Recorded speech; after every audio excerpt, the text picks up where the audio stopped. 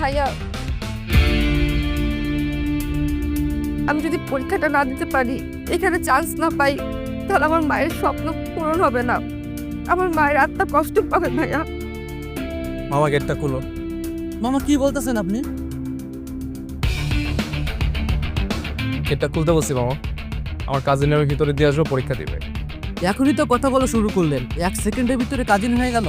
হ্যাঁ, 1 সেকেন্ডে কাজে নিচ্ছে। আঙ্কেল, আমি ওকে ভিতরে দিয়ে আসছি। আপনার কোনো সমস্যা নেই তো? না বাবা, আমার কোনো সমস্যা নাই। হ্যাঁ সমস্যা। খাবো, আমার হাতটা। এখন কোনো সমস্যা আছে? না না, এখন আর কোনো সমস্যা নেই। তো খুলো গেটটা।